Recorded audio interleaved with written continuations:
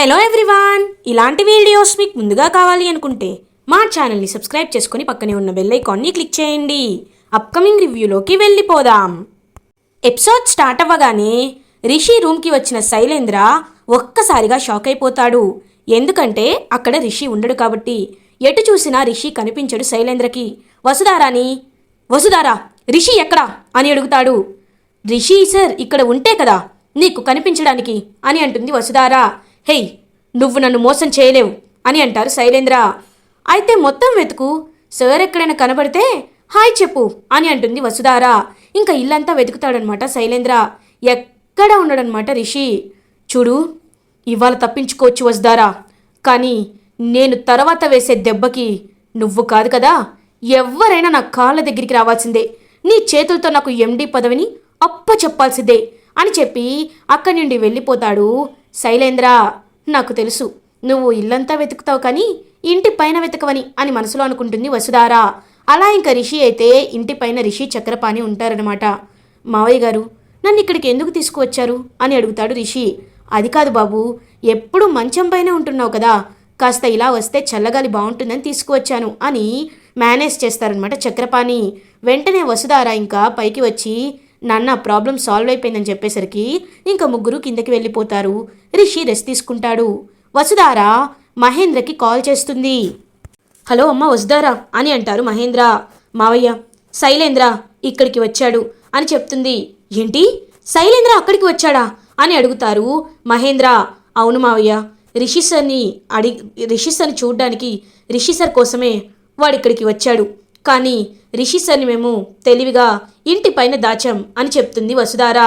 మంచి పని చేశారమ్మా, ఇంకొన్ని రోజులే ఓపిక పడితే మనకి వీడి పీడ పోతుంది. ఖచ్చితంగా రిషి తిరిగి కోలుకుంటే సాక్ష్యాధారాలతో సహా వాడి గుట్టేంటో మనం బయట పెట్టచ్చు అని అంటారు మహేంద్ర. నేను అదే ఆశిస్తున్నాను మావయ్య, కానీ రిషి సార్ ఇక్కడ ఇన్ని రోజులు ఉండడం సేఫ్ కాదేమో అనిపిస్తుంది అని అంటుంది వసుధారా. మరి రిషిని ఎక్కడికి తీసుకువెళ్దామమ్మా, ఎందుకంటే ఎక్కడికి వెళ్ళినా వాడు ఖచ్చితంగా రిషిని వెతుక్కుంటూ వస్తాడు అని అంటారు మహేంద్ర. మావయ్య, నేను ఏదో ఒకటి ఆలోచించి మీకు రేపు మార్నింగ్ చెప్తాను అని చెప్పి కాల్ కట్ చేస్తుంది వసుధారా. ఇంకా అనుపమ మహేంద్ర ఆలోచనలో పడతారు. మహేంద్ర, అసలు రిషి విషయంలో ఏం చేయాలో అర్థం కావట్లేదు. కళ్ళ ముందే దొంగను పెట్టుకొని ఇంకా ఎందుకు రిషి దగ్గర దాచిపెడుతున్నామో కూడా అర్థం కావటం లేదు. రిషికి చెప్పేస్తే ఒక పని అయిపోతుంది కదా అని అంటుంది అనుపమ. చెప్పొచ్చు అనుపమ, చెప్పిన వెంటనే రిషి తన ఆరోగ్యం గురించి కూడా పట్టించుకోకుండా వెళ్ళి ఆ శైలేంద్రని కాల్చి చంపేస్తాడు. రిషి హంతకుడు అవ్వడం మాకు ఇష్టం లేదు. రిషికి నిజం తెలియాలి, కానీ చట్టపరంగా రిషి ఎలాంటి యాక్షన్ తీసుకోకుండా దాన్ని ముకుల్కి అప్పచెప్పాలి. రిషి ఇన్నేళ్ళు తన అమ్మని చంపింది ఎవరు అని చెప్పి ఇన్నాళ్ళుగా ఎదురు చూశాడు. అది ఎవరో తెలుసుకోవాలి, ఎందుకో తెలుసుకోవాలి, కానీ రిషి హంతకుడిగా మారకూడదు అని చెప్పి మహేంద్ర అనుపమతో చెప్తారు. అనుపమ ఆలోచనలో పడుతుంది. ఇది ఇలా ఉండగా మార్నింగ్ అవుతుంది. శైలేంద్ర కాలేజ్కి వస్తాడు. వసుధారా, నా దగ్గరే నీ గేమ్స్ ప్లే చేస్తావా, ఇప్పుడు చూడు నేను ఏం చేస్తానో అని అలా ఇంకా వెళ్తూ ఉంటాడు శైలేంద్ర. అప్పుడే ఇంకా ఒక స్టూడెంట్ అయితే శైలేంద్రకి ఎదురుపడతాడు. హే ఆగు అని అంటాడు శైలేంద్ర. ఏంటి సార్ అని అడుగుతాడు ఆ స్టూడెంట్. రిషి సార్ ఎక్కడున్నారో ఇన్ని రోజులైంది, మీకు వసుధారా మేడం ఏదైనా చెప్పారా అని అడుగుతాడు రిషి. అదేంటి సార్, రిషి సార్ కనిపించట్లేదని, రిషి సార్ని ఇంకా వెతుకుతున్నామని, రిషి సార్ తిరిగి వచ్చాకే మాకు హ్యాపీగా ఉంటుందని చెప్పారు కదా ఎండి మేడం, ఇంకా ఏంటి అని అంటాడు ఆ స్టూడెంట్. చూడు, నేను నీకు ఇప్పుడు ఒక పెద్ద నిజాన్ని చెప్పబోతున్నాను. ఏంటి సార్ అది అని అడుగుతాడు ఆ స్టూడెంట్. వెంటనే శైలేంద్ర, రిషి మీరు అనుకుంటున్నట్టు బ్రతికి లేడు, చనిపోయాడు. రిషి ఇప్పుడు ప్రాణాలతోనే లేడు. ఒకవేళ ఈ విషయం తెలిస్తే ఎక్కడ కాలేజ్ అంతా అల్లకల్లోలం అయిపోతుందేమోనని కావాలనే వసుధారా మేడం అండ్ మిగతా వాళ్ళందరూ ఈ విషయాన్ని దాచిపెడుతున్నారు. అంతేకాని నిజం చెప్పాలంటే అసలు రిషి ప్రాణాలతోనే లేడు. అందుకే వసుధారా మేడం వస్తే ఈ విషయం బయటపడిపోతుందని వసుధారా మేడం కూడా రిషిని వెతుకుతున్నట్టు వెళ్ళి కొన్ని రోజులు వాళ్ళ నాన్న వాళ్ళ ఇంట్లో షెల్టర్ తీసుకుంటుంది. కాస్త అందరూ సెట్ అయ్యాక తిరిగి వచ్చి ఈ విషయం చెప్తుంది. ఈ విషయాన్ని దాచడం కరెక్టా అని అంటాడు శైలేంద్ర. లేదు సార్, అయినా మీరు మాట్లాడుతుందేమి మాకు అర్థం కావట్లేదు. రిషి సార్ చనిపోవడం ఏంటి అని అంటారు. అవును, నేను చెప్పేది నిజం. కావాలంటే ఈ విషయం స్టూడెంట్స్ అందరికీ చెప్పు. పెద్ద గొడవ చేసి అప్పుడు అడుగు. నిజం ఎలా చెప్తారో నీకే అర్థమవుతుంది అని వెళ్ళిపోతాడు శైలేంద్ర. ఎస్, ఎక్కడ ఎలా ప్లాన్ చేయాలో అలా చేశాను. ఇప్పుడు స్టూడెంట్స్ ఉద్యమం విప్లవంగా మారుతుంది. రిషి ఇక్కడికి వచ్చేంత వరకు స్టూడెంట్సే ఊరుకోరు అని హ్యాపీగా ఫీల్ అయ్యి అక్కడి నుంచి వెళ్ళిపోతాడు శైలేంద్ర. ఇంకా స్టూడెంట్ వెళ్ళి అందరి స్టూడెంట్స్కి చెప్తాడు. ఇంకందరికీ చెప్పి, రే రిషి సార్ అసలు ప్రాణాలతోనే లేరంట, కానీ ఈ విషయాన్ని మన దగ్గర దాచిపెడుతున్నారు, మనం అన్నీ వెళ్ళి తేల్చుకోవాలి అని చెప్పి ఇంకా అందరు స్టూడెంట్స్ అయితే ఇంకా వెళ్తూ ఉంటారనమాట అందరి దగ్గరికి. ఇది ఇలా ఉండగా మహేంద్ర కాలేజ్కి వస్తారు. ఫణీంద్రని మీట్ అవుతారు. మహేంద్ర, ఒకసారి ఈ ఫైల్ చూడు. అవును, వసుధారానికి ఏమైనా కాల్ చేసిందా? ఎప్పుడు వస్తుందంట అని అడుగుతారు ఫణీంద్ర. తను త్వరలోనే వచ్చేస్తుందన్నయ్య. తనకు కూడా పాపం రావాలనే ఉంది, కానీ కొన్ని పరిస్థితుల వల్ల రాలేకపోతుంది. మీరేమీ కంగారు పడద్దు అని అంటాడు మహేంద్ర. అదేలే మహేంద్ర, పాపం వసుధార ఒకవైపు రిషి కనిపించట్లేదు, ఇంకొక వైపు వాళ్ళ నాన్నగారికి హెల్త్ బాగాలేదు. పాపం వసుధార ఎన్ని బాధలు పడుతుందో, తనకి మెంటల్గా ఎంత టెన్షన్ ఉంటుందో అని అంటారు ఫణీంద్ర. అవునన్నయ్య, కొన్ని చెప్పుకోలేని బాధలు అలాగే ఉంటాయి. పైకి చెప్పుకోలేం, లోపల దాచుకోలేం. కొన్నిసార్లు దేవుడు మనకి ఎందుకు ఇలా పరీక్ష పెడతాడో అర్థమే కాదు అని అంటారు మహేంద్ర. అప్పుడే కరెక్ట్గా దేవయాని అక్కడికి వస్తుంది. ఇంకా వెంటనే అదంతా విని శైలేంద్ర దగ్గరికి వెళ్తుంది.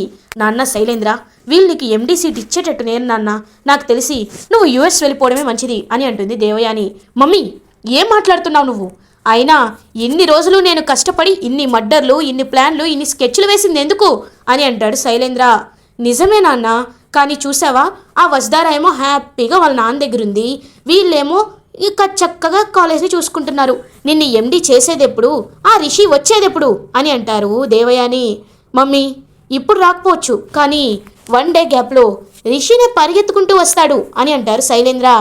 అదే అలా నాన్న అని అడుగుతుంది దేవయాని. ఒకసారి అటు చూడు మోమ్ అని అంటారు. ఇంకా స్టూడెంట్స్ అందరూ ధర్నా చేస్తే టైప్లో ఇంకా వస్తూ ఉంటారనమాట. We want Rishi sir, we want Rishi sir అని చెప్పి ఇంకా స్లోగన్స్తో ముందుకి వస్తూ ఉంటారు. ఫణీంద్ర, మహేంద్ర అందరూ వాళ్ళ క్యాబిన్ నుంచి బయటికి వస్తారు. వి వాంట్ రిషి సార్ అని చెప్పి స్టూడెంట్స్ అందరూ ఇంకా స్లోగన్స్తో అరుస్తూ ఉంటారు. హే ఆగండి, అసలు ఏమైంది అని అడుగుతారు మహేంద్ర. సార్, మీరు మాకు అబద్ధాలు చెప్తున్నారు సార్, మేము వెంటనే రిషి సార్ని చూడాలి అని అంటారు students. Phanindra, Mahendra family members అందరూ ఒక్కసారిగా షాక్ అయిపోతారు. శైలేంద్ర మాత్రం ఎస్ అని హ్యాపీగా ఫీల్ అవుతాడు. ఏంటి మీరు, మొన్నే చెప్పాం కదా, నోటీస్ బోర్డులో కూడా పేస్ట్ చేశాం, రిషి ఎక్కడున్నాడో తెలీదు, తన్ని వెతికే ప్రాసెస్లోనే వసుధారా మేడం కూడా వెళ్ళారు అని అంటారు ఫణీంద్ర. లేదు సార్, మీరు అబద్ధం చెప్తున్నారు, రిషి సార్ ఎక్కడున్నారో మాకు తెలియాలి, రిషి సార్ వెంటనే రావాలి అని అంటారు స్టూడెంట్స్. వస్తారులేవయ్యా, ఎందుకంత కంగారు పడుతున్నారు, రిషి ఇప్పుడు ఎందుకు మీకు అని అడుగుతారు మహేంద్ర. ఏంటి సార్ అలా అంటున్నారు? అయినా మాకు ఒక రూమర్ వచ్చింది, అది నిజమో కాదో తేల్చుకుందామని ఇంత పెద్ద ధర్నా చేస్తున్నాం.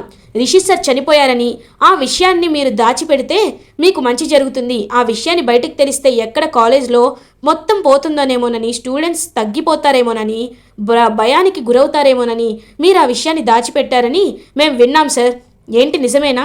రిషి సార్ ప్రాణాలతోనే ఉన్నారా అని అడుగుతారు ఆ స్టూడెంట్స్. ఒక్కసారిగా మహేంద్ర, ఫణీంద్ర అందరూ షాక్ అయిపోతారు. వాట్, ఇంకొకసారి అలా మాట్లాడద్దు అని అంటారు మహేంద్ర. మరి ఎందుకు సార్ రిషి సార్ని మీరు చూపించటం లేదు అని అడుగుతారు ఆ స్టూడెంట్స్. అయినా రిషి ఎక్కడున్నాడో మాకు తెలీదు అని అంటారు ఫణీంద్ర. తెలుసు సార్, మీకు తెలుసు, కావాలని ఇలా చేస్తున్నారు, మీరు ఏం చేస్తారో నాకు తెలీదు, ఎవరిని కలుస్తారో మాకు తెలీదు, రేపు మార్నింగ్ కల్లా రిషి సార్ మా క్యాంపస్లో అడుగు పెట్టాలి, లేకపోతే మేము ఏం చేస్తామో మాకే తెలీదు అని స్టూడెంట్స్ అక్కడి నుంచి వెళ్ళిపోతారు. ఫణీంద్ర, మహేంద్ర అందరూ ఒక్కసారిగా స్టన్ అయిపోతారు. ఇంకా క్యాబిన్లో మీటింగ్ పెట్టుకుంటారు. ఏంటి మహేంద్ర, అసలు ఎందుకు స్టూడెంట్స్ ఇంత వైల్డ్గా బిహేవ్ చేస్తున్నారు? నేను ఎప్పుడూ స్టూడెంట్స్లో ఇంత కోపాన్ని చూడలేదు.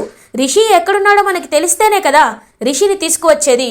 మహేంద్ర, మనం ఇంకా సీరియస్గా యాక్షన్ తీసుకోవాలి, లేకపోతే రిషి ఈ కాలేజ్కి రాకపోతే స్టూడెంట్స్ అందరూ మన కాలేజ్ని బాయ్కాట్ చేసే అవకాశం ఉంది. అలా జరిగితే ఇన్నాళ్ళుగా మన నాన్నగారు కాపాడుకుంటూ వచ్చిన పేరు ప్రతిష్టలు, రిషి మిషన్ ఎడ్యుకేషన్తో నిలబెట్టిన కాలేజ్ పరువు అంతా ఒక్క రోజులో పేకమేడలా కుప్పకూలిపోతుంది. ఏదో ఒకటి చేయాలి మహేంద్ర. నేను ఇప్పుడే ఐజీ గారితో మాట్లాడతాను, రిషి ఎక్కడున్నాడో ఖచ్చితంగా వెతికి పట్టుకోమని, ఇంకొంచెం ప్రొటెక్షన్ని పెంచమని చెప్తాను అని వెళ్ళబోతూ ఉంటారు ఫణీంద్ర. ఆగన్నయ్యా అని అంటాడు మహేంద్ర. వెంటనే మహేంద్ర వైపు చూస్తారు ఫణీంద్ర. అన్నయ్య, నీకొక విషయం చెప్పాలి. రిషి ఎక్కడున్నాడో నాకు తెలుసు అని అంటారు మహేంద్ర. ఒక్కసారిగా షాక్ అయిపోతాడనమాట ఫణీంద్ర. అదంతా దొంగచాటుగా వింటూ ఉంటాడు శైలేంద్ర దేవయాని. వాట్, ఏం మాట్లాడుతున్నావు మహేంద్ర? రిషి ఎక్కడున్నాడు నీకు ముందే తెలుసా అని అంటారు ఫణీంద్ర. తెలుసు అన్నయ్య, రిషి వసుధార దగ్గరే చాలా సేఫ్గా ఉన్నాడు. వసుధార రిషిని చూడడానికే వెళ్ళింది అని అంటారు మహేంద్ర. ఒక్కసారిగా షాక్ అయిపోతారు ఫణీంద్ర. కానీ ఎందుకు ఎందుకు నాకు ఈ విషయాన్ని మీరు చెప్పలేదు మహేంద్ర అని అడుగుతారు ఫణీంద్ర. అన్నయ్య, నీకే కాదు, ఈ విషయం ఎవ్వరికీ తెలీదు. నాకు, అనుపమకి, ఇప్పుడు మీకు తప్ప ఈ విషయం ఎవరికీ తెలీదు. ఎందుకంటే రిషికి చాలా ప్రమాదం ఉంది. రౌడీలు రిషిపై చాలా ఘోరమైన అటాక్ని చేశారు. ఇప్పుడు రిషి అసలు కోలుకోలేని పరిస్థితుల్లో ఉన్నాడు. అలాంటిది రిషిని ఇప్పుడు తీసుకురమ్మంటే ఎలా తీసుకువస్తాం? మళ్ళీ మన శత్రువులు రిషిపై అటాక్ చేస్తే తట్టుకునే శక్తి నాకు లేదు అన్నయ్య. అందుకే ఈ విషయాన్ని ఆఖరికి నీతో కూడా నేను చెప్పుకోలేకపోయాను అని అంటారు మహేంద్ర. ఫణీంద్ర ఒక్కసారిగా ఇంకా షాక్ అయ్యే ఆలోచనలో పడతారు. మరి ఏం చేద్దాం మహేంద్ర? రేపు మార్నింగ్ రిషిని తీసుకురాకపోతే స్టూడెంట్స్ ఊరుకునేరాదేలు. మళ్ళీ రిషి ఏమో చాలా తీవ్రమైన గాయాలు తగిలాయి అంటున్నావు. ఇప్పుడు ఏం చేయాలి? పోనీ స్టూడెంట్స్కే నచ్చ చెప్దామా అని అంటారు ఫణీంద్ర. కానీ స్టూడెంట్స్ మాత్రం మాట వినేటట్లు లేరు కదన్నయ్య అని అంటారు మహేంద్ర. దీనికి ఉన్నది ఒకే ఒక్క సొల్యూషన్ మహేంద్ర అని ఒక ప్లాన్ని చెప్తారు ఫణీంద్ర. ఇది ఇలా ఉండగా వసుధార రిషి హ్యాపీగా మాట్లాడుకుంటూ ఉంటారు. వసుధార, ఇంక మన ఇంటికి వెళ్దాం వసుధార అని అంటాడు రిషి. సార్, మీకు గాయాలు ఇంకా పూర్తిగా నయం అవ్వలేదు. నయమైతే వెంటనే వెళ్ళిపోదాం సార్ అని అంటుంది వసుధార. ఇక్కడే ఉండి మీ నాన్నగారిని ఇబ్బంది పెడుతున్నామేమో అని అంటారు రిషి. సార్, మా నాన్న అలా ఏమీ ఫీల్ అవ్వరు, మీరు ముందు బాధపడద్దు. మీరిప్పుడు సేఫ్గా ఉండడమే మాకు ముఖ్యం సార్ అని అంటుంది వసుధార. అప్పుడే కరెక్ట్గా ఇంకా రిషికి పక్కకి చూస్తాడు. కొన్ని లెటర్స్ కనబడతాయి. వసుధార, ఇవి పాండ్యన్ ఇచ్చిన లెటర్సే కదా అని అంటారు. అవును సార్ అని అంటుంది వసుధార. అయితే ఇవి ఇప్పుడు చదువుదామా అని ఒక్కొక్క లెటర్ చదువుతూ ఉంటాడు రిషి. వసుధార రిషి ఇద్దరు హ్యాపీగా ఫీల్ అవుతారు.